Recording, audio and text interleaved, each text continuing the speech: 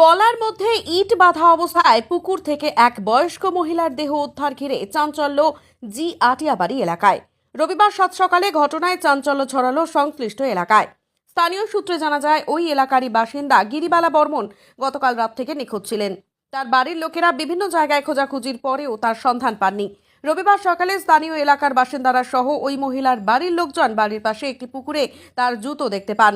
পরে সন্দেহ হয় সেই পুকুরেই স্থানীয়রা নেমে তল্লাশি শুরু করে এবং সেখানেই ওই মহিলার মৃতদেহ উদ্ধার হয়। এরপর পুকুর থেকে সেই দেহ তুলে নিয়ে এলে স্থানীয়রা দেখতে পান তার গলায় একটি কাপড়ের রশি বাঁধা রয়েছে বালতির সাথে এবং সেই বালতি দিয়ে রয়েছে বেশ কয়েকটি ইট। এরপরই স্থানীয় এলাকার বাসিন্দারা খবর দেন দিনহাটা থানায়। পুলিশ সেখানে পৌঁছে ওই মহিলার মৃতদেহ উদ্ধার করে ময়নাতদন্তের জন্য কোচবিহার এমজিএন মেডিকেল কলেজ ও হাসপাতালে পাঠায় বলে জানা যায়। এই ঘটনায় এলাকায় শোকের ছায়া নেমে এসেছে। নাই এখন তো যে আজ সকালে শুনি এইরকম বলে অপুর